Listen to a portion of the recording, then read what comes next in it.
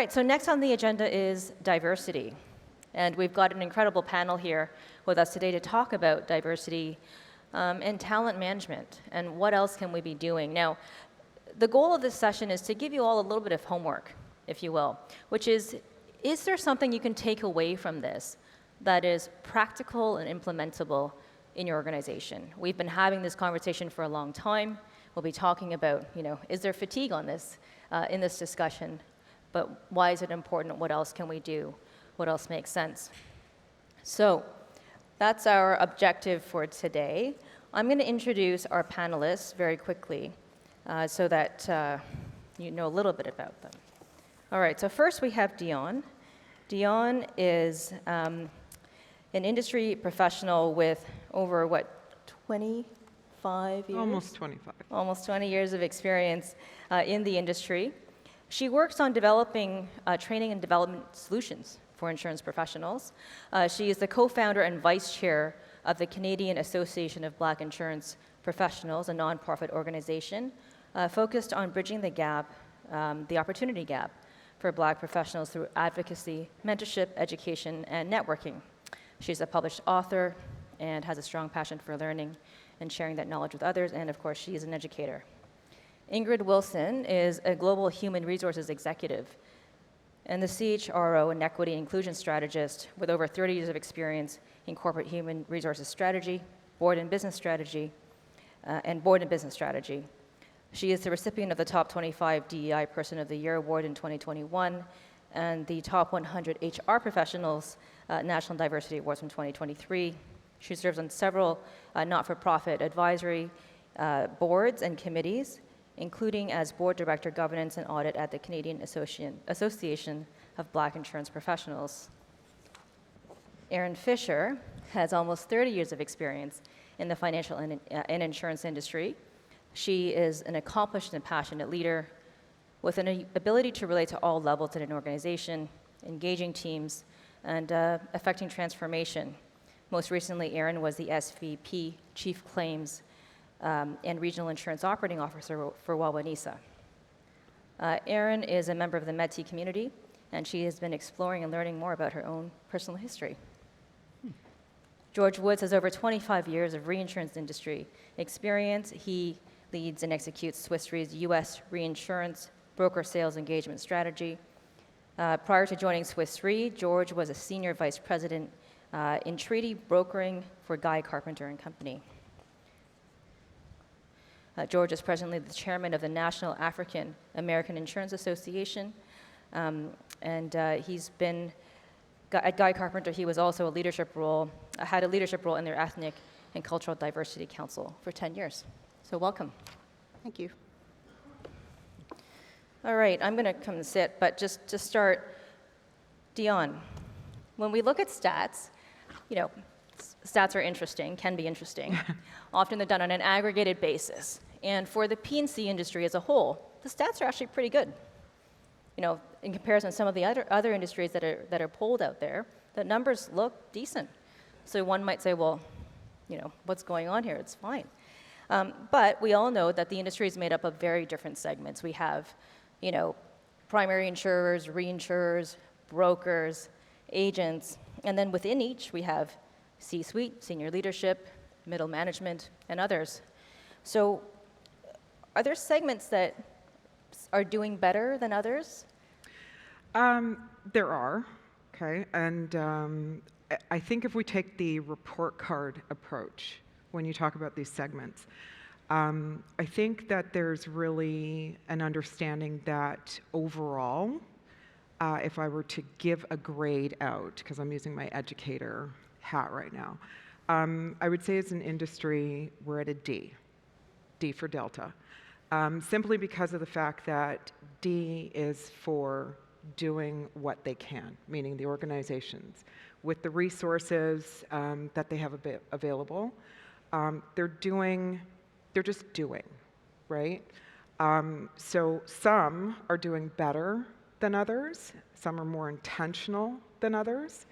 You look at some, and on a global level, organizations are performative behavior that is something that, again, KBIP, or Canadian Association of Black Insurance Professionals, are looking to work with individuals and organizations that want to move that needle, right? So, I mean, within that, there are some that are performing at a, C, maybe a B.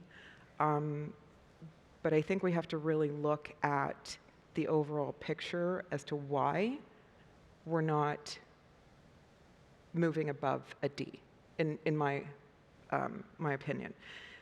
As far as breaking down those segments further, if we're looking at C-suite, VP and up, middle management, it's very challenging to see that. In my career, there hasn't been much change once you get to a certain level. And I don't know if that's by design or if it's just a lack of talent.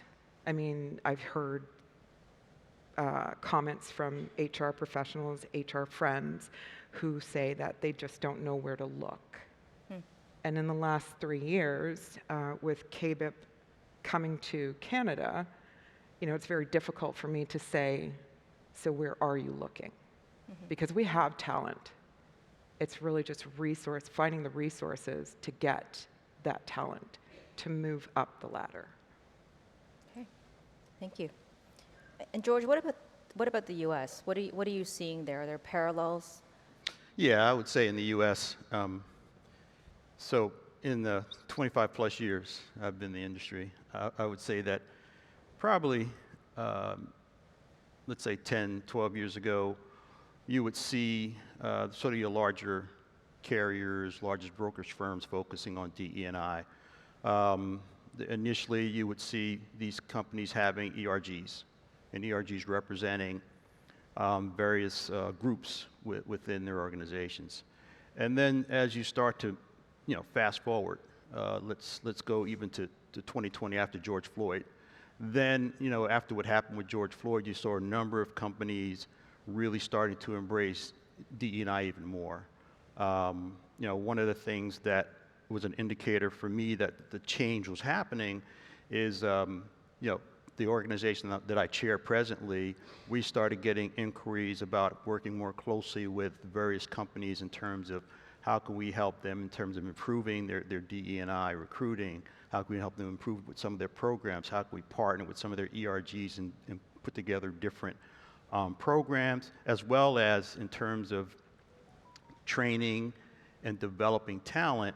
We also, through our organization, were able to partner with our companies and say, hey, we have programs where you can basically have your employees participate in these management training programs, where we have a partnership with Korn and Ferry, for example. So I would say that in the U.S., you're starting to see more of an effort. But if you look at, for example, from a career standpoint, you look at the C-suite versus entry level, you still don't see a large representation at that C-suite level where a lot of diversity exists, whether it be ethnicity, whether it be women or gender. You just don't see it yet. But I would say a lot of companies are starting to become very conscious about embracing DE&I, especially for this next generation, where if you want to really begin to be attractive to that next generation, you have to show that you are open to DE&I, you are open to giving back to community, so forth and so on. So let's zero in a little bit on the hiring. Both of you have mentioned a little bit about HR and are we looking in the right places. So Ingrid, one of your roles is to audit organizations and their initiatives, and you're an HR professional. So would you please tell us about some of the results of your audit work and what are you finding? So I can say as an HR professional that often we are the challenge, we create the challenge, because for us to do our work, especially in large organizations, we stick to the status quo, right? And often, to Dion's point, it's like we can't find the talent because we're not looking in the right places. So when I go in to do audits, I'm going to tell you there's a lot of good intent. People, organizations, they are structuring EDI programs, but they're mostly what I call performative culturism, Black History Month, Asian culture this month for Truth and Reconciliation, but there's nothing else. And a big part of it is that they really don't know how to activate it because sometimes it's too big, right? And it's too big and it's too expensive. So, you know, a friend of mine, Ellen, and I talk about ESG. He needs to have the WE for economy because you cannot afford to pay for this and protect other areas if you're going to try and do everything at once. So when I work with organizations, it's about focusing on what are the things you can do. You know, small steps, take the small steps, be intentional, and sometimes it's just communicating to the organization that we know we can do better, and focus on areas such as, especially in the insurance industry, women. You know, it's shifted over the years. I look around this room, and there's a lot more women in this room, right? Women of different intersectionalities. A few years ago, you would not see that. So if you start working on that area and getting women into higher level roles in the organization, then you'll start to see inclusion in the other areas as well. So for me, it's about helping these organizations activating EDI. I don't use diversity often because look at the space, look at the room. There's diversity here, right? We're human beings.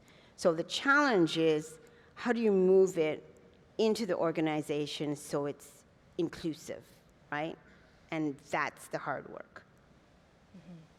Okay, we're going to come back to that inclusion, because that's a tough one, right? Yep. Because by inclusion, often by definition, you're excluding unintentionally, right? But that's always a hard balance. And you know, I find that if we try to include absolutely every single scenario, we're never going to get there, right? And that's always a challenge. So we'll come back to that. But in terms of not looking in the right place, any tips from anybody on this panel? Like, where else can we look? Because we've got HR professionals, we've got headhunters looking, and we're getting the candidates. I think I shared with you in one of our prep calls a story of a friend of mine who insisted on keeping a lookout for, he's like, I know there's somebody out there, I know there's somebody out there. And he went back to the search firm several times to say, no, keep going, keep going, keep going, while he was getting pressure from his senior executive management to, no, let's just pick somebody. And they found someone who was pretty well, almost immediately promoted to a global role. But he had to hold out to get that experience, to find that person. So what are some tips for where else to look? Or how do we know we're looking in the right places? Yeah, I mean, I think it's important for HR professionals to keep a pulse on their internal talent, right? You mentioned headhunters, you mentioned recruiting agencies and stuff like that, but why can't an HR professional go up to a leader and say, hey, do you have anybody? I mean, we were talking about sponsorship, right? Mentorship is one thing, but sponsorship.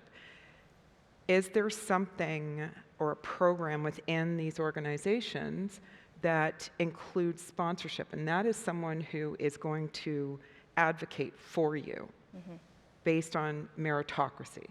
This isn't about, you know, anything more than that. And steering them in the right direction to get to that next level. I don't think we do enough of that to bring that talent up.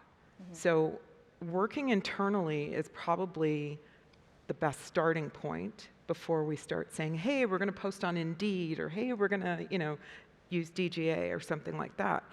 I think it's important that organizations adopt some form of sponsorship to build that community, build that talent pipeline, and make sure that the right people, let's be honest here, the right people are getting to the next level. Right. You can also do that with community, right? So that's a big part of it. The community that we support, serve, and that our organizations are built in. Métis Nation is very good at sponsorship. And if you include them in a recruiting process with one of the knowledge keepers, they will help you get those people to the table, right? And they'll help you with development programs. So there's a lot of community spaces that we don't look into. Accessibility is a big gap. There's a lot of community groups that focus on accessibility or lack thereof that will help you with that as well. So you don't necessarily have to go to just Indeed or the other places. But what we have to do, we have to make a change and stop looking for people that only have certain skills and experience, because you're going to exclude everybody else, right? So that's important as well. So, Erin, why don't I turn to you now? Let's talk about sponsorship. You know, as a leader, how do you go about maybe choosing who you might sponsor, or have you been sponsored? And give us an example of what you see or have experienced as an effective kind of sponsorship model and program. Well, I think there's this difference that we have to recognize between mentorship and sponsorship. And lots of organizations have or are starting to have some really great mentorship opportunities, whether those are formal or informal. And I think, you know, now we have to move into the sponsorship, which is how are you as a leader taking that personal accountability to look at top talent, maybe one level or the next level down, or having your leaders take one level or the next level down, identifying that talent and giving them opportunities. And as I walked in this room this morning, I thought, my goodness, what next level of talent could use the opportunity in your organization to be present here, to listen, to learn, and to network with top executives across the country and across multiple different kinds of brokerages and reinsurers and underwriters. This, you know, giving people opportunities to come to these kinds of events and create their learning and their networking, that's huge. And then I think in your own organization, are you taking the time to make sure that they're getting access to those opportunities, right? What personal conversations are you having at leadership tables to make sure that that talent gets the next role? So it's less about providing advice to that person and more about saying, this is somebody we need to put in that role. It's interesting. Just as a short digression, you know, it is about opportunity, right? Being presented with the opportunity to do something. You know, a case in point, kudos to Joel and his team and to Alistair, right, for making space for me to be here at this conference in this role, leading by example. So, right, these are opportunities that are presented because there is space. And then the space then allows folks to grow into that role, right? And it might be a stretch goal, right, from time to time. Can I just piggyback on Yeah. Erin's comment?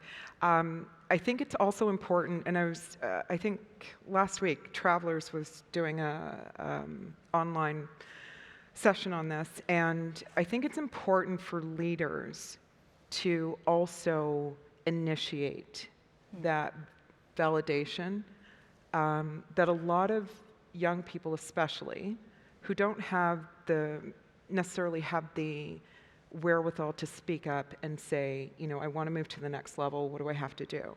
I think as leaders, we have to identify that talent. Hey, I saw that you did this. Ever thought of getting into leadership? What does that look like? Opening the door for that conversation so that young people have some hope at the end of the day, or those that are actually still in the industry who want to get to that next level. I also think, too, what would work very well, and what I've seen working with some companies, is they actually put in place a formal program where you begin to look at your employees and you begin to say, okay, let's identify this talent and then put them in a formal program where they get assigned to different tasks, they get the opportunity to work in different areas so they can build that skill set. And I think if companies do more of that, that will help. And also, too, the key there is making sure that the candidates that you put through that program is from a diverse pool. 100%. And diverse could be gender, ethnicity, you know, young people, so forth and so on. Right, yeah, diversity is more than a visible Right. kind of demarcation of, That's right. of a difference. Yeah. That's great. So, well, Ingrid, have you seen other programs that actually have been important that have worked? Because one of the criticisms or comments that we've seen is that some of the diversity programming that has been in place over the last several years is actually not proven to be as effective as perhaps hoped that they would be. Yeah, because a lot of the programs are going through definitions. What is diversity? What is equity inclusion? Instead of being interactive, building role modeling and examples that will help leaders understand, right, how to move through it. And one of the models that I really like is Deloitte's 6 C's of inclusive leadership. It's fabulous. It talks about courage, talks about intentionality, and building cultural awareness. You know, it's very hard on the leaders of today because you have to worry about exactly what you said, exclusion, right? Am I favoring one group over another? And sometimes, not intentionally, you know, you're really trying to help one person, but somebody takes it the wrong way. Because this is a woman, it's favoritism. So you got to start with the leaders. You got to build that awareness and interaction. And when I do sessions, I play a lot of videos. There's opportunities where you can see how it impacts people, and we can talk through it and build real solutions coming out of those sessions. And it's not just one session. It's not, okay, who knows what inclusion means? It is building a series so that people are learning as leaders and working through it. That's important because then you can pass it on to the other leaders that are coming up. And then the employees will see the difference when you come out of that space and start interacting with them, right?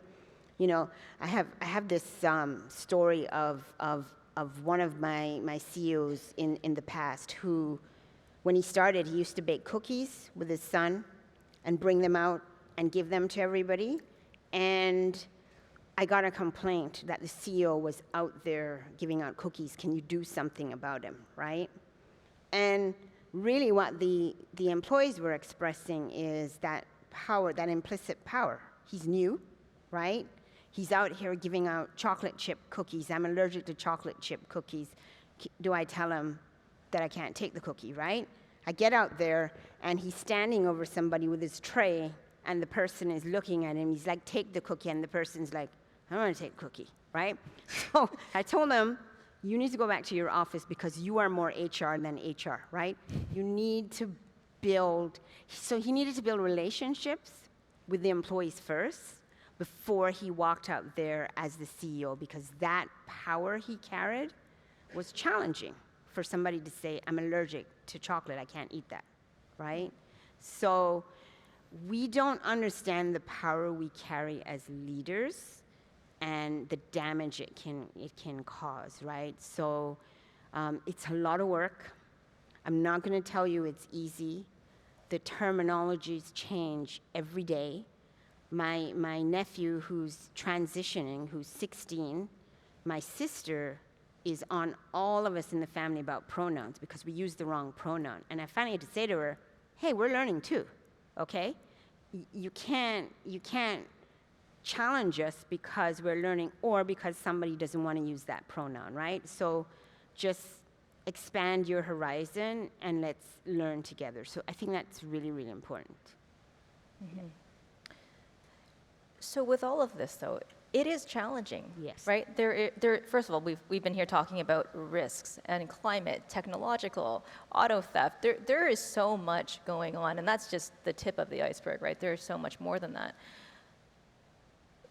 Aaron, have you seen DEI fatigue? Can I put it that way? Like when somebody says, you know what, I don't know what to do anymore. There's too many terms. They keep on changing. I can't do one thing without excluding somebody else. I kind of just want to throw up my hands and say, okay, I've tried, and that's it. I can't do any more. Do you see that? And if so, what do you say to keep people involved and kind of moving towards continuing to make change? I think, there's a couple of things. One is the great thing about insurance is that people are so passionate about this industry and making sure that this industry stays vibrant and brings great talent to take our roles when we retire. So that's sort of one. Two, I think as leaders, the only legacy that we leave are the people that we grow and develop to take our roles. That's truly it. So if we think as leaders, okay, now let's take that one step further and say, who are the next leaders of tomorrow? It needs to be diverse talent pools that we haven't yet tapped into, because we need to make sure that as we evolve, we're growing to reflect the communities in which we work and live. And we're not there yet. You know, Dion talked about that. We're not quite there yet.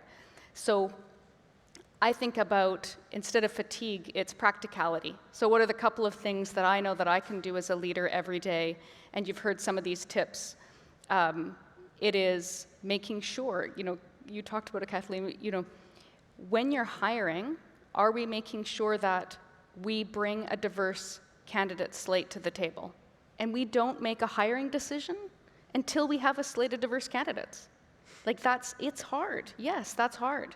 But making sure that we are forcing that to happen so that we are accessing the very best talent only helps the organization in the long run, right? Brings in great talent, accelerates, you know, our chance at being differentiated and competitive and all of those things that we want. So that's one. And then the second one I think we talked about, which is internally, and you talked about that, Dion, is when you're looking inside your organization, how are you tapping into that talent pool that, you know, George, I think you said it's at the front line, the talent pool that's not getting to those next levels. So how are we personally taking accountability? How are we holding our teams to take accountability at those levels to make sure that they are getting opportunities? And what does that look like? And are we personally invested in making sure that's happening? I would also say another form of fatigue, though, is you know, you have a lot of companies who great intentions, but what happens is the work to achieve DE&I is put on the employees. You know, the lead of the ERGs, and so what happens over time is you have people that are part of these groups, and they've been a part of these groups maybe for years, and they don't see change. Yeah. So if they don't see change, then after a while, what happens is they just say, you know what, I'm tired, I'm not going to do this anymore, I'm just going to focus on my work because I don't really see an impact in terms of the work or the volunteer work that I've been doing as part of the ERG. So that's another form of fatigue that I see happening in a number of companies. But then the question becomes now, with that, oh, I'm tired sentiment, would you quit post-secondary education? Would you quit your CIP? I'm just talking about Ontario now. Your CRM, your FCIP. Organizations are asking employees to continually educate themselves. So how is an organization understanding EDI any different? Right? So how, I just look at it and it's like, yes, it's a lot of work. It's hard work. But if you want to see change and if you want to do what is right, then you got to put the effort in. I don't see any difference. But I think that the challenge that a lot of companies have is, I think at the very top levels of the organization, for example, the C-suite, they get the importance of DE&I, how it can have an impact on the bottom line. I think what happens, though, is over time, that message doesn't get through to middle management, right? Where middle management is being measured on, you know, numbers. There's nothing in place to really measure how well you're doing in terms of DE&I. And so I think what happens is that those changes don't happen because it's not permeating through the entire organization. But that's key. Exactly. Coming out of the pandemic, we had our frontline managers refocus on P&L, right? Bring in that revenue. We did not go back to them and say that you require a different type of people leadership knowledge, because coming out of the pandemic, employees are demanding more, right? They're carrying the power. We're not going to work 5 days a week in the office. You're seeing that shift, right? And employees are making decisions to leave jobs so that they can protect their workspace and life balance, right? And there's a manager who's getting more personal information about his employees because they're sharing more, they're more empathetic, there's more trauma, and they're not trained. And coming from the top, it's, well, you need to make money, right? So that line of leadership has been left behind, right? And we forget they're human beings as well. And then on top of it, I think the insurance industry we have a window, right? Because, okay, everybody don't get mad at me, but the insurance industry, we tend to take a little longer to step into a space, right? We're not always leaders in certain things, so we waited through the EDI piece, right? And those shifts are happening because you're starting to see more women, more changes, these type of things happening, and these type of programs. Whereas in Canada, the rest of the industries are retreating. EDI is retreating, right? A lot of practitioners are struggling to keep going forward with it because the organizations are saying, we did as much as we can, here we are. What do? We can't go any further. The insurance industry, this is our time, right? We can make that change. We can prove how important it is to understand the risk of people, because that's our business, right? Risk. So I think it's important to step that forward. Yeah. I actually heard somebody once say, the CFO of a large global financial institution say that from his perspective, excellence was diversity, not at the sacrifice of diversity, which I thought was a really interesting comment to hear, because it goes to your comment about people. So let's talk about, so we've seen other industries say, well, look, we're done. We've been at this, we've tried, we're not moving the needle. George, have you seen accountability in the U.S. kind of built into any of these performance metrics for leadership? And if so, what have you seen? Yeah, I would say personally, I've not. Okay. I've not seen accountability. And I think that's where, I think it's complex. It's a complex situation, right? It's not easy to solve. I think most employees, they want a more diverse workforce. They want to actually achieve whatever diversity goals that they have, but how do you actually successfully execute or implement? And so I've not seen it. What I have seen, though, is I've seen some companies begin to at least try and set goals and then measure those goals. For example, Swiss Re. Swiss Re has some goals in place for 2025 in terms of improving how many women are in managing director roles, having more diverse workforce, making sure they recruit a more diverse workforce. And so they're measuring that. And actually they have a study that they've done, a report that they've done that I could share with you at some point in time if you'd like. But I think that's where you see some of the companies starting to do is, okay, let's at least try and measure and see, gender pay gap. Are we closing that gap? And so more and more companies start to measure that way. But I've not seen anyone say, hey, I'm going to be more accountable and I'm going to reward those individuals that do a great job of recruiting diverse talent, promoting diverse talent, so forth and so on. Okay. So, say we start to look in the right places. I'm going to ask Aaron and Dion to start, and then maybe open it up to others. Say we've got the space for folks to grow, and we've said, okay, well, we want you to tap somebody on the shoulder, right? We think you might be a good leader. Do you find that self-selection out of a role, out of an opportunity, is something that you've seen? And if so, any suggestions for prodding somebody to take that step, take that opportunity, even though it could be quite scary?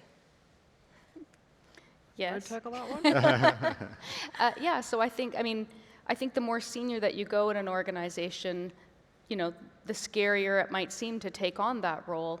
And so I can speak to it, as a woman. If you're, many women that I've spoken to say, well, but I've got to look after kids, or I've got aging parents, or I've got all of these other commitments that don't allow me to do things like travel on a weekend to go to a conference, or do those types of things.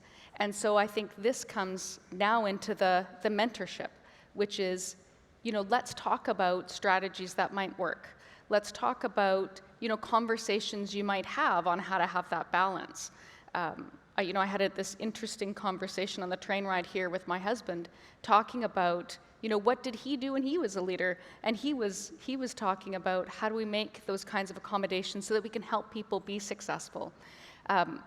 I would first say, though, if people don't see people who reflect themselves in senior leaders in an organization, it's a much harder hill to climb. Why would you want to stay in an organization if if the C-suite doesn't look like a place that you could be and fit? Like, that's kind of one. And then two is, now you've got somebody that you want to bring into a senior level. Now, how are you helping to coach them? And I think those are our jobs as leaders, to be able to coach people and help find ways to make them successful. Some people will self-select out, ultimately, but my hope is that we can help encourage them. And we talked about this earlier, like, can we, pull people along and sponsor them and believe in them until they can believe in themselves? Yep.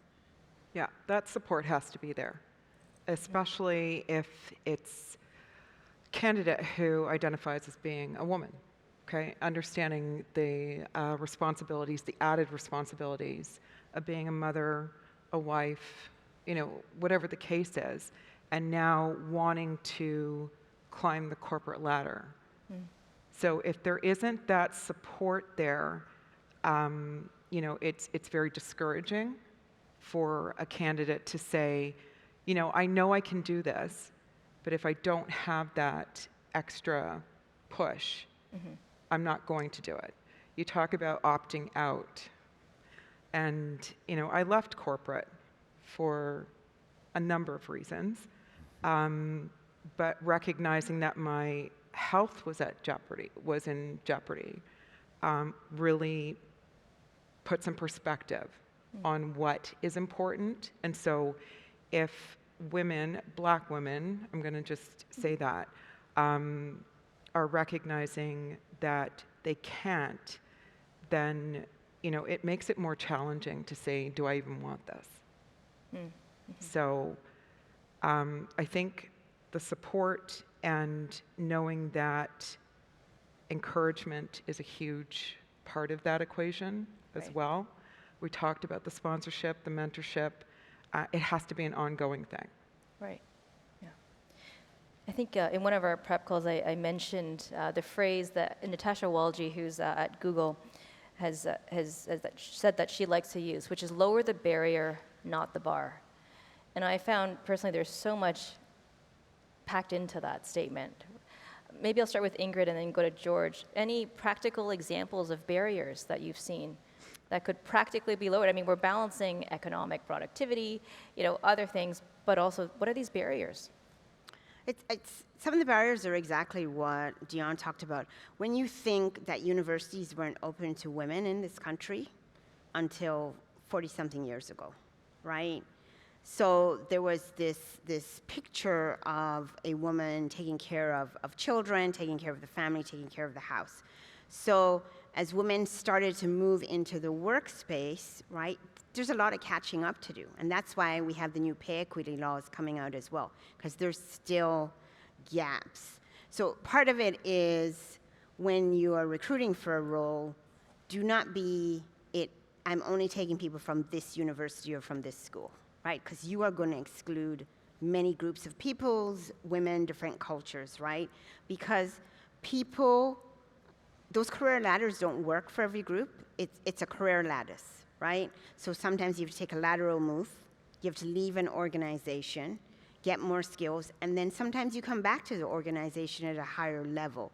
So if you can keep somebody within an organization and recognize the career lattice and giving people more responsibilities, right? So do you want to take on a project or something else? You are building that expertise internally and you're keeping the person in. Because if you put that faith and trust in the person, even if there's another job outside, the person's going to think twice about leaving, right? So I think we have to understand that there's lots of social determinants. There's reasons why certain groups and cultures can't stay into school because they have to take care of families, et cetera, right? So that is a challenge of our time right now. And how do we give everybody not equal access, but equitable opportunities? Doesn't mean that they're getting to the front door the same way. So that's a challenge.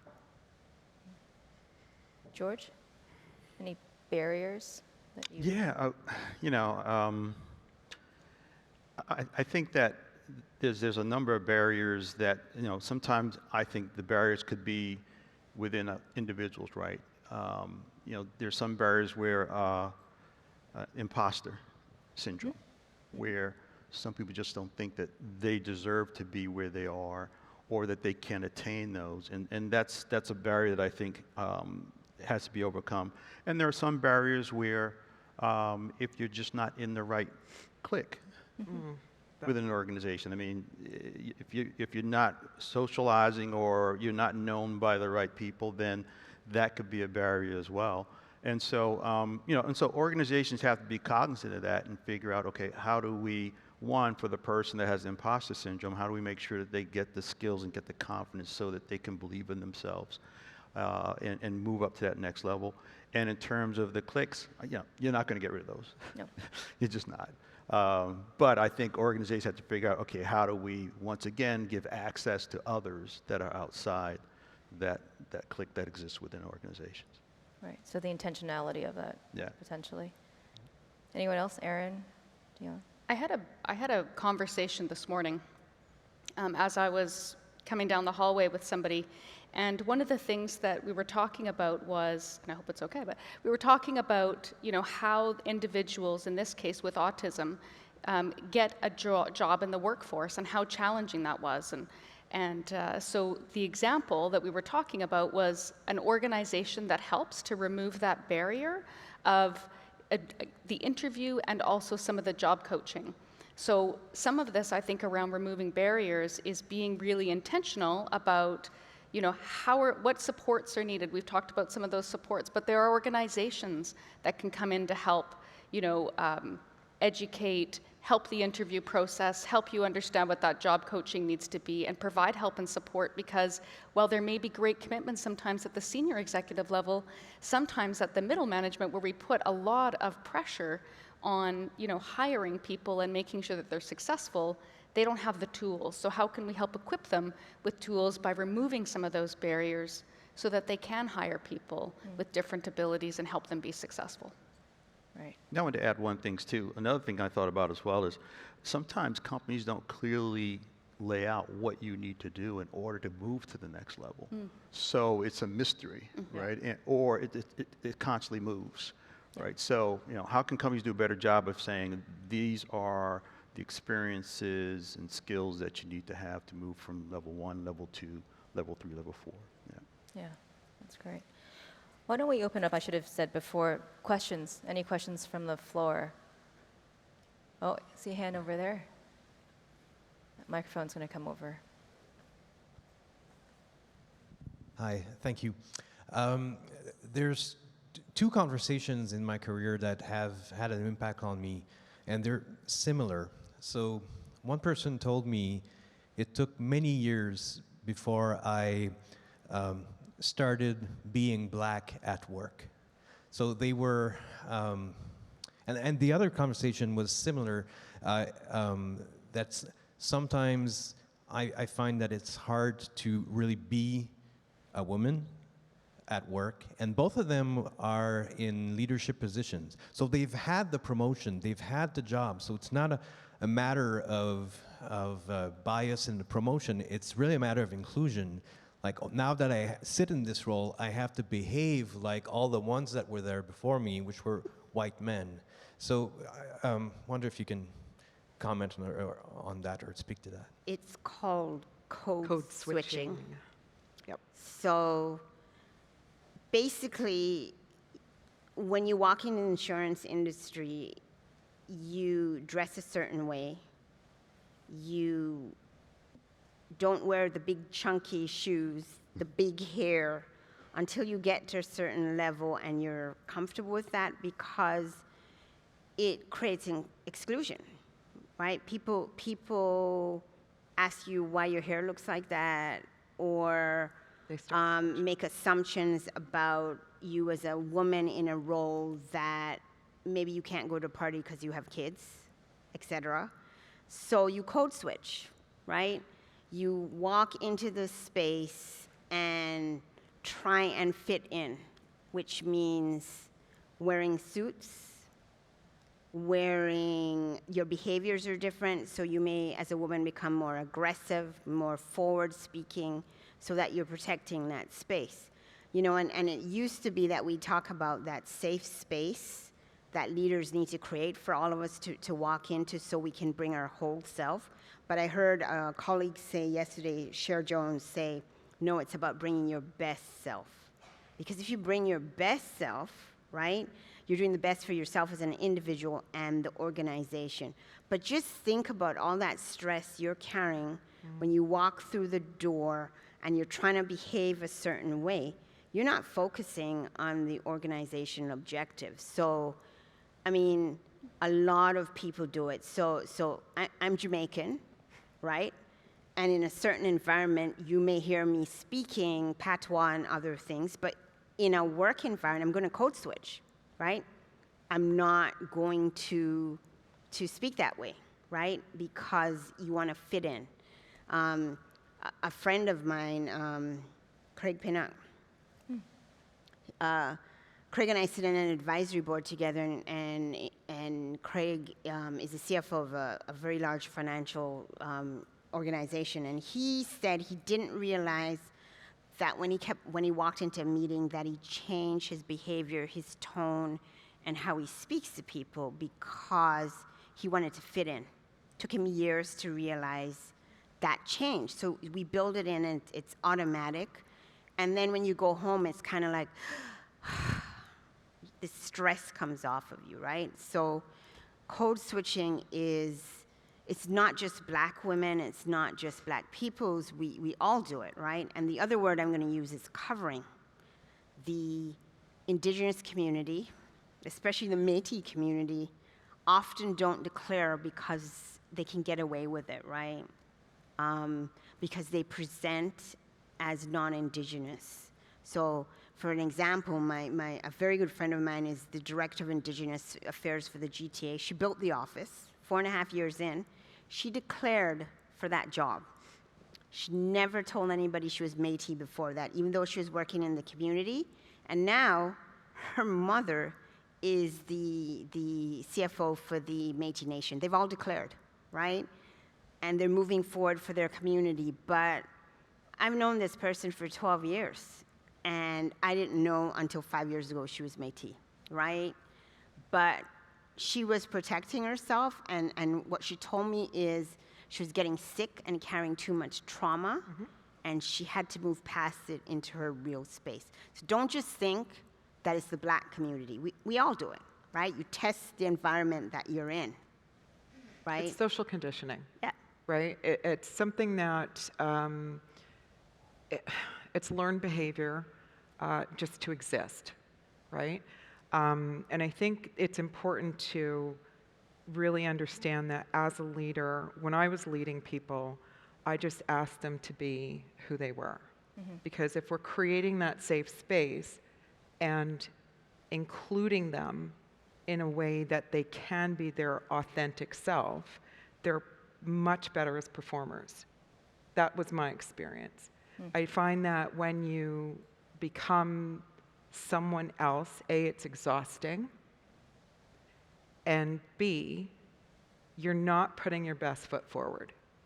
And so when it comes to promotions and all that stuff, you're seeing leaders, the next level of leadership, saying, I'm not sure about this one, right? Yeah. But they're not taking the time to understand why that person is acting the way they are. That's homework, right? And that's something that it's tough work that people don't want to do. Yeah. Do we have another question on this side of the room? Yes. So as insurance professionals, we love KPIs. I think Peter Drucker said, if you can't measure it, you can't manage it.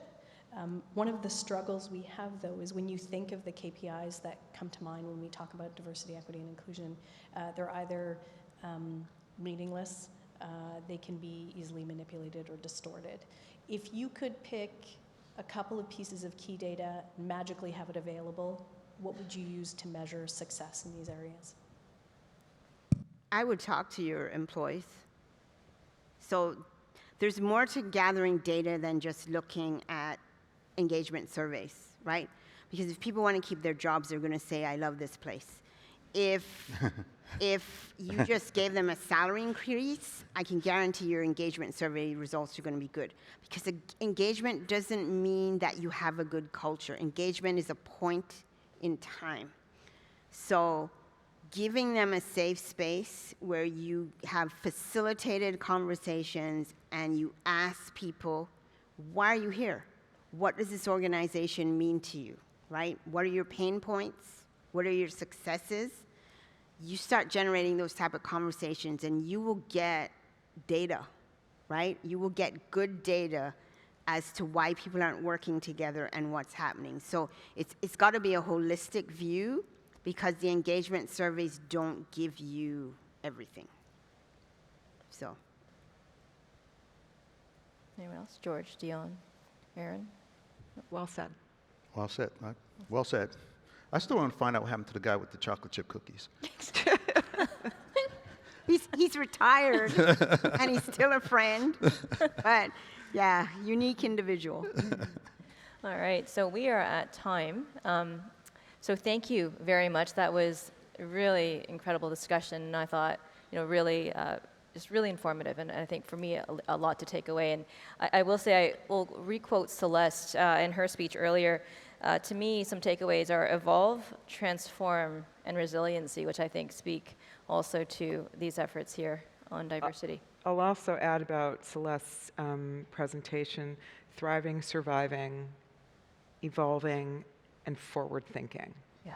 If we're not doing that, I don't know. I'll leave that. Leave it there. All right, well, thank you. Thank you very much. Thank you. So.